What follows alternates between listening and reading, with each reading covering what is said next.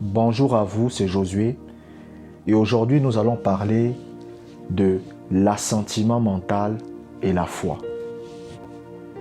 Nous allons voir la différence entre l'assentiment mental et la foi. Vous devez comprendre que l'assentiment mental, c'est déclarer une chose avec sa bouche, mais ne pas le démontrer par ses actes. Je répète, ça c'est la première chose que vous devez comprendre. L'assentiment mental, c'est quelqu'un qui déclare quelque chose par sa bouche, mais qui ne le démontre pas par ses actes. C'est-à-dire, c'est quelqu'un qui déclare quelque chose, c'est quelqu'un qui dit quelque chose au nom de Jésus, mais par ses actes, il ne démontre pas qu'il croit vraiment en ça. Je vais vous montrer un exemple entre la foi et l'assentiment mental. Je me rappelle une fois, ma mère a atteint une hausse de 24 de tension. 24. Donc elle est allée chez le médecin. Le médecin a pris sa tension. Elle avait 24 de tension. On l'a envoyée à l'hôpital. Et lorsqu'on m'a parlé de ça, j'ai dit au nom de Jésus-Christ, elle sort de l'hôpital ce soir même. Puisque c'est le matin qu'elle a fait le test. Et j'ai dit ce soir, elle sort. Donc elle est allée à l'hôpital le matin. Mais je n'étais pas inquiet. Lorsque ma mère m'a dit, est-ce que tu viendras me rendre visite? J'ai dit, je ne viendrai pas te rendre visite parce que tu vas sortir ce soir. Et c'est ce qui s'est passé. Le soir, elle est sortie de l'hôpital, on l'a relâchée. Ça, c'est la foi. Pourquoi? Parce que mes actes étaient en correspondance avec mes paroles. Mais maintenant, l'assentiment mental, c'est quoi?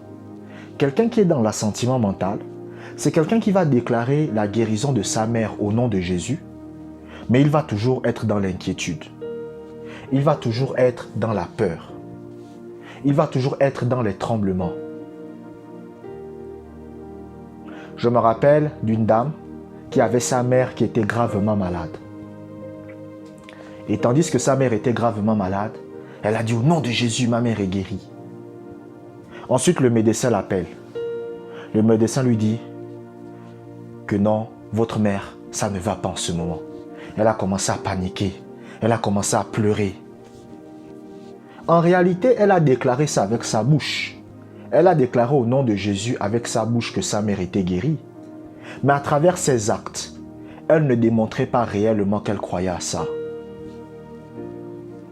Et c'est ça qu'on appelle l'assentiment mental. L'assentiment mental, c'est déclarer quelque chose avec sa bouche, mais les actes ne démontrent pas ce que vous êtes en train de croire. Vous savez, écoutez, je vais prendre un exemple avec moi-même. Je me rappelle, c'était à l'époque, je désirais avoir un certain travail que je voulais. D'accord? Et j'ai dit, Seigneur, donne-moi ce travail en particulier. C'était un travail spécifique en particulier que je voulais, un poste particulier. Et quand j'ai demandé ça à Dieu, en même temps j'ai postulé dans d'autres entreprises pour avoir le travail. Et c'est là que le Saint-Esprit m'a dit, en réalité tu ne crois pas en la parole que tu as déclarée. Parce que pourquoi tu postules dans d'autres entreprises? Au cas où, si ce que tu as déclaré ne marche pas. Donc ça veut dire qu'en réalité, la déclaration que tu as faite, tu ne crois pas à ça. Tu as dit au nom de Jésus, ce poste est à toi. C'est vrai. Mais dans le fond de ton cœur, par tes actes, tu es en train de démontrer que tu ne crois pas. Prenons l'exemple de Jésus et le figuier. Lorsque le Seigneur Jésus-Christ arrive devant le figuier, il va maudire le figuier. Il va faire une déclaration. Il va dire au figuier, personne ne mangera jamais de ton fruit. Mais lorsqu'il a déclaré ça, le figuier n'a pas totalement séché. Mais Jésus considérait que ce qu'il avait dit était fait. Et à travers ses actes, les disciples ont vu qu'il croyait. Mais quelqu'un qui est dans l'assentiment mental, c'est quelqu'un qui déclare quelque chose, mais ses actes démontrent qu'il ne croit pas. Alléluia. Ses actes démontrent qu'il ne croit pas en ce qu'il a dit. Lisons Jacques chapitre 2, verset 26. Jacques chapitre 2, verset 26. Comme le corps sans âme est mort, de même la foi sans les œuvres est morte. Regardez ce que Jacques dit. Jacques dit que celui qui a la foi, vous allez le voir à travers ses actes. Écoutez, c'est quelque chose d'inconscient. C'est quelque chose d'inconscient. Ce n'est pas quelque chose que vous vous forcez à faire. C'est inconscient vous-même. Vous-même, vous n'êtes même pas conscient de ce que vous êtes en train de faire. Parce que quelqu'un qui a la foi, les actes vont être démontrés. Écoutez, je vais vous révéler un secret ici. Quelqu'un peut poser des actes et ne pas avoir la foi. Mais quelqu'un qui a la foi va toujours avoir les actes. Je répète pour que vous puissiez bien comprendre ce que je suis en train de dire. Quelqu'un peut poser des actes et ne pas avoir la foi. Mais quelqu'un qui a la foi aura toujours les actes. Il y aura toujours les actes qui vont démontrer qu'il croit. Donc lorsque quelqu'un déclare quelque chose par la foi, il y aura toujours des actes par lesquels on va savoir que la foi est là. Vous savez, un jour, il y a un homme de Dieu de Smith Wigglesworth. Et il priait pour une dame. La dame avait un problème qui l'empêchait de marcher au niveau de l'estomac. Donc chaque fois qu'elle essayait de marcher, cette douleur s'activait et elle s'écroulait.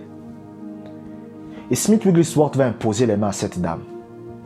Quand elle va imposer les mains à cette dame, Smith Wigglesworth va dire: au nom de Jésus, tu es guéri. Lève-toi et marche. Quand la dame se lève pour marcher, elle tombe. Smith Wigglesworth va demander à des personnes de la relever. Et il va lui dire de marcher. Il va dire à la dame: marche. La dame va essayer une deuxième fois de marcher. Elle va encore s'écrouler à cause de la douleur. Smith Wigglesworth va demander une troisième fois aux jeunes de soulever cette dame et il va encore ordonner à la dame de marcher. Parce que lui, il a dit à la dame: tu es guéri au nom de Jésus, lève-toi. Quand la dame va essayer pour la troisième fois, elle va encore s'écrouler. La dame va commencer à pleurer de douleur. Il y a des gens dans la salle qui vont commencer à murmurer. Ils vont dire que comment un homme de Dieu, un pasteur, tu es méchant comme ça. Tu ne vois pas que la dame est en train de souffrir. Smith Wigglesworth va dire: vous fermez votre bouche. C'était un homme qui avait l'audace. Lui, il a dit: vous fermez votre bouche, vous vous occupez de vos affaires, je m'occupe des miennes. La quatrième fois encore, il a dit: relevez la dame. Quand ils ont relevé la dame, il a dit à la dame: marche. Quand la dame a fait le premier pas, elle a été guérie. Instantanément.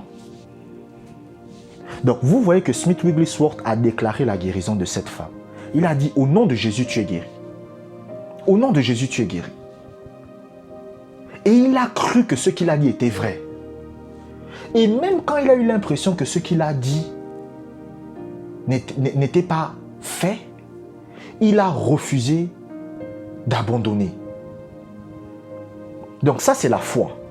Mais maintenant, l'assentiment mental, c'est quelqu'un qui va déclarer une parole, mais ses actes démontrent qu'il ne croit pas. Écoutez, je vous prends par exemple l'exemple d'un match de boxe. Voici un jeune homme qui doit aller boxer, faire un match de boxe avec quelqu'un. Il vous dit qu'il n'a pas peur. Mais pourtant, vous voyez qu'il tremble comme une feuille. C'est qu'il a peur. Même s'il vous dit par sa bouche qu'il n'a pas peur. Par ses actes, vous voyez qu'en réalité, il a peur. Voici par exemple quelqu'un qui est avec vous. Il vous dit: je n'ai pas peur de la mort. Je n'ai pas peur qu'on me tue. Maintenant, il y a quelqu'un qui sort le couteau pour le tuer. Il fuit. C'est qu'il a peur. Donc, à travers ses actes, il vous a démontré qu'il ne croyait pas ce qu'il était en train de dire. Et ça, c'est ce qu'on appelle l'assentiment mental. L'assentiment mental, c'est déclarer quelque chose, mais ne pas le démontrer par ses actions. La foi, c'est quelque chose d'inconscient. Quand vous avez la foi, les actes viennent d'eux-mêmes. C'est que vous ne forcez pas pour poser des actes. Les actes viennent d'eux-mêmes. Un jour, il y avait un homme de Dieu sa fille était malade. Et quand sa fille était malade, il a déclaré par la foi que sa fille était guérie. Mais malgré que la maladie n'était pas partie sur le moment, il agit. En fait, sa façon d'être, c'était comme si sa fille était déjà en bonne santé et c'est ce qui se produit. Ça, c'est la foi. Mais l'assentiment mental va déclarer la guérison. Mais à travers les actions, on verra qu'en réalité, il ne croit pas. Lisons Jacques chapitre 2, versets 21 à 22. Jacques chapitre 2, versets 21 à 22. Abraham, notre Père, ne fut-il pas justifié par les œuvres lorsqu'il offrit son fils Isaac sur l'autel? Tu vois que la foi agissait avec ses œuvres et que par les œuvres la foi fut rendue parfaite. Donc vous voyez ce que Jacques est en train de dire. Jacques dit, tu vois que Abraham avait la foi. Mais la foi de Abraham s'est démontrée par des actes. Écoutez, je vous prends un exemple. Dieu dit à Abraham, donne-moi ton fils. Abraham dit, ok. Dieu dit à Abraham, est-ce que tu m'aimes? Abraham dit, je t'aime. Mais quand Abraham va dire, je t'aime, cela va être démontré par des actions, parce qu'il était prêt à tuer son propre fils pour Dieu. Mais l'assentiment mental, il va dire à Dieu, je t'aime. Écoutez, je vous prends un exemple. Voici une fille, elle dit à Dieu, oh Jésus, je t'aime tellement. Mais elle a un petit copain. Maintenant, Jésus l'apparaît pendant la nuit. Et Jésus va lui dire, ton petit copain, je veux que tu te sépares avec lui. Et la fille dit, Seigneur, je ne peux pas me séparer avec lui. Est-ce que cette fille-là aime vraiment Jésus? Elle a déclaré avec sa bouche qu'elle aimait Jésus. Elle a dit avec sa bouche qu'elle aimait Jésus. C'est vrai. Mais par ses actes, elle est en train de démontrer en réalité qu'elle ne croyait pas ce qu'elle disait. Elle ne croyait pas ce qu'elle disait. Et beaucoup de chrétiens, c'est ça le problème. C'est-à-dire qu'ils déclarent des choses, mais en réalité, au fond de leur cœur, ils ne croient pas ce qu'ils disent.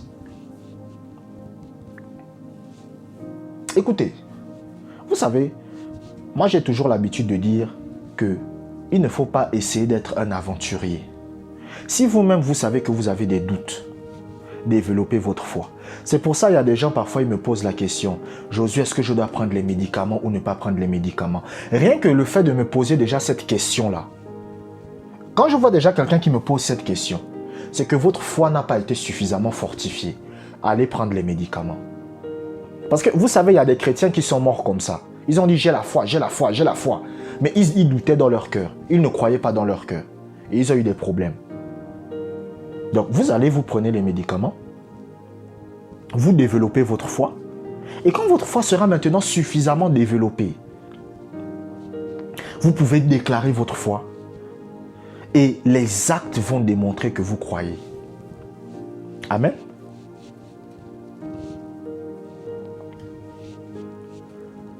Les actes vont démontrer que vous croyez. Quand vous déclarez quelque chose, les actions vont montrer que vous croyez à ça. Mais quand vous voyez quelqu'un qui déclare quelque chose, mais les actions ne correspondent pas, c'est l'assentiment mental. C'est l'assentiment mental. L'assentiment mental, c'est déclarer une parole, c'est dire quelque chose par la foi, c'est déclarer quelque chose au nom de Jésus, mais à travers les actes, on ne voit pas que la personne croit. On ne voit pas que la personne croit. Vous savez, un jour, j'ai écouté l'histoire d'un homme de Dieu et il raconte qu'il avait sa grand-mère qui pratiquait beaucoup l'occultisme. Sa grand-mère pratiquait beaucoup la magie. Et sa grand-mère vivait dans une chambre, là où elle invoquait les esprits. Et tout le monde avait peur d'aller là-bas. Tout le monde avait peur d'aller là-bas. Et cet homme de Dieu, un jour, il va déclarer. Il va dire au nom de Jésus, je décrète et déclare. Tous les esprits qui étaient dans la chambre de ma grand-mère, je vous ordonne de partir au nom de Jésus. Maintenant, son grand frère lui dit, rentre dans la chambre. Il a peur. Est-ce qu'il croit vraiment en ce qu'il a dit? Puisque lui-même, il a dit, au nom de Jésus, j'ordonne aux esprits de quitter cette chambre. Mais pourquoi maintenant il a encore peur de rentrer dans la chambre? Donc, il a déclaré quelque chose avec sa bouche, c'est vrai. Mais en réalité, à travers ses actes, il démontre qu'il ne croit pas réellement en ce qu'il a dit. Et c'est ça qu'on appelle l'assentiment mental. Alléluia. Maintenant, la deuxième chose que vous devez comprendre en tant que chrétien, parce que je vous ai dit que la première chose, c'est que l'assentiment mental, c'est déclarer une chose avec sa bouche, mais ne pas le démontrer par ses actes. Ça, c'est la première chose. Maintenant, la deuxième chose que vous devez comprendre, c'est que la foi ne se fie pas aux cinq sens. La foi ne se fie pas aux cinq sens. La foi ne se fie pas à ce qu'il voit. Vous savez, la dernière fois, j'ai eu des maux de tête. J'avais mal à la tête. Je ne sais pas si c'est parce que j'ai trop écouté la musique avec les écouteurs ou autre chose. J'ai dit au nom de Jésus, maux de tête, tu pars maintenant. Et je suis resté comme ça. Les maux de tête étaient toujours là. Au bout de quelques temps, ça a disparu. Pourquoi ça a disparu? Parce que je ne me suis pas fié à mes cinq sens. Je ne me suis pas fié à ce que mes sens me disaient. Un jour, Kenneth Hagin raconte qu'il s'est réveillé pendant la nuit et tout son corps était malade. Il ne se sentait pas bien, il avait mal. Et il a prié Dieu. Il a dit, Seigneur, si j'écoute mon corps me dit que je ne suis pas guéri. Si j'écoute mes cinq sens me disent que je ne suis pas en bonne santé. Mais je vis par la foi. Et au nom de Jésus, je suis guéri. Et ce jour-là, il avait un service à faire à l'église. Et il est allé à l'église. Et quelques temps plus tard, la guérison s'est produite. Pourquoi? Parce que la foi ne se fie pas à ses cinq sens. La foi ne se fie pas à ce qu'il voit. La foi ne se fie pas à ce qu'il ressent. Vous savez, je me rappelle, et ça m'arrivait, à un moment donné, ça m'arrivait quasiment tout le temps. J'avais des douleurs à la poitrine. Est-ce que vous me suivez? C'est-à-dire, je suis comme ça, je suis assis, j'ai des douleurs à la poitrine, au niveau du cœur. Ça me fait mal. Et un jour, je suis en train de regarder un documentaire, et dans le documentaire, on est en train de dire que les gens, souvent, qui vont avoir des crises cardiaques, ils ont mal au cœur. C'est-à-dire que avant que la crise cardiaque ne survienne, ils ont une douleur au cœur qui apparaît. Et Satan m'envoie des pensées. Il me dit, tu vois les douleurs que tu as dans ton cœur. C'est la crise cardiaque. Tu vas mourir. Et Satan me rappelle il y a des années comment j'étais allé voir un médecin et le médecin me disait, au niveau de votre cœur, il y a un problème. Satan me montre l'image. Il me dit, tu vois, à l'époque, tu disais que tu vivais par la foi. Là, maintenant, des années sont passées. C'est en train de te rattraper. Tu vas mourir. Satan a commencé à mettre les inquiétudes. J'ai dit au nom de Jésus, mon corps est en bonne santé. Au nom de Jésus, mon cœur est bien portant. Et je ne me suis pas fié à mes cinq sens. Et ça a stoppé. Parce qu'à un moment donné, ça venait quasiment, bon, je ne dirais pas tous les jours, tous les 3 ou 4 jours. Parce que la foi ne se fie pas à ses cinq sens. La foi ne se fie pas à ce qu'il voit. Lorsque vous lisez la Bible, par exemple, la Bible va vous parler de Isaac. Isaac était dans un lieu désert. Isaac, c'était le fils d'Abraham. Il était dans un lieu désert. Et Dieu va dire à Isaac que je vais te rendre riche. Je vais te bénir, je vais te faire prospérer. Et c'est comme ça que Isaac va dire à Dieu que moi je vais quitter l'endroit là où je suis parce que je suis dans le désert. Et Dieu va lui dire que dans ce désert, je vais te faire prospérer. Alors qu'à l'époque, quelqu'un qui est dans un désert, tu ne peux pas prospérer. Quand je parle de désert, ce n'est pas de façon figurative. Hein. Non. C'est un vrai désert, là où il était. Mais Dieu l'a fait prospérer dans ce désert. Parce que Isaac ne s'est pas fié à ce qu'il a vu. Sur le plan humain, Quand il regardait avec ses yeux, c'était un désert. Mais il ne s'est pas fié à ce qu'il a vu. Il a obéi à Dieu. Et Dieu l'a béni dans le domaine des finances. C'est ça la foi. La foi ne se fie pas à ses cinq sens. La foi ne se fie pas à ce qu'il voit. Alléluia. Nous allons lire un passage biblique. Lisons Jean chapitre 20 verset 29. Jean chapitre 20 verset 29. Parce que tu m'as vu, tu as cru. Heureux ceux qui n'ont pas vu et qui ont cru. Vous savez, la dernière fois, j'étais en train d'écouter l'enseignement d'un homme de Dieu et il a dit que la majorité des chrétiens aujourd'hui qui sont dans le monde sont mieux que les apôtres. Vous savez pourquoi? Parce que les apôtres, pour qu'ils croient que Jésus est ressuscité, il fallait qu'ils le voient. Par exemple, vous êtes en train d'écouter ce que je suis en train d'enseigner. Vous croyez que Jésus est réel. Vous croyez que Jésus est ressuscité, mais pourtant, vous ne l'avez jamais vu avec vos propres yeux. Vous n'avez peut-être même jamais eu de vision de Jésus-Christ, mais vous croyez qu'il est réel, vous croyez qu'il existe.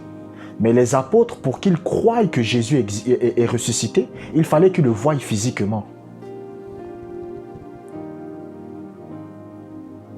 Donc en réalité, leur foi en Jésus était basée sur ce qu'ils avaient perçu avec leurs cinq sens.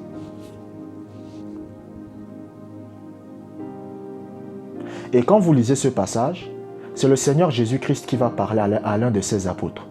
Il va dire à l'un de ses apôtres, « Heureux ceux qui ont cru sans avoir vu. » Donc en réalité, la foi ne se fie pas à ce qu'il voit, il ne se fie pas à ce qu'il ressent. Quelqu'un qui marche par la foi, c'est quelqu'un qui ne va pas se fier à ce que ses cinq sens vont lui dire. Par exemple, lorsque vous regardez l'histoire de Daniel et la fosse au lion, sur le plan naturel, quand vous regardez avec le domaine de vos cinq sens, humainement parlant, Daniel était destiné à mourir. Mais le problème, c'est que Daniel comprenait la foi. Daniel comprenait les principes de la foi. Et Daniel savait que même si ses yeux, même si ses cinq sens lui disaient que quand un être humain est devant un lion, le lion le tue, par la foi, il a cru. Il a dit non, je vais aller dans la fosse au lion et il n'y a aucun lion qui me mangera. Et c'est ce qui est arrivé. Parce que la foi ne se fie pas à ses cinq sens. Quand vous lisez par exemple la Bible avec l'histoire de Pierre et de Jésus-Christ, la Bible dit que le Seigneur Jésus-Christ va marcher sur l'eau. Mais écoutez, voici un être humain, voici quelqu'un qui est sur terre. Il commence à marcher sur l'eau. C'est qu'il ne se fiait pas à ce que ses yeux voyaient. Parce que si quelqu'un vous fiez à ce que vos yeux voient, humainement parlant, un être humain ne peut pas marcher sur l'eau. C'est pas possible. Et lorsqu'il arrive devant le bateau des apôtres, il va dire à Pierre, « Viens ». Et Pierre aussi va commencer à marcher sur l'eau. Mais regardez ce qui va se passer. La Bible dit qu'au moment là où l'apôtre Pierre va regarder les vagues, au moment où l'apôtre Pierre va écouter le vent, au moment là où l'apôtre Pierre va sentir ce qui est en train de se passer, l'apôtre Pierre, en fait les cinq sens de Pierre vont se réveiller et l'apôtre Pierre va se dire, mais attends, je suis en train de marcher sur l'eau. Et il a écouté ses cinq sens. Et à partir du moment où il a commencé à donner aux cinq sens la priorité, il a commencé à couler. Parce que la foi ne se fie pas à ce qu'il entend. La foi ne se fie pas à ce qu'il voit. La foi ne se fie pas à ce qu'il sent. Un jour, je me rappelle, il y avait une dame qui m'avait contacté parce qu'elle avait des fortes douleurs aux aisselles et elle n'arrivait pas à dormir.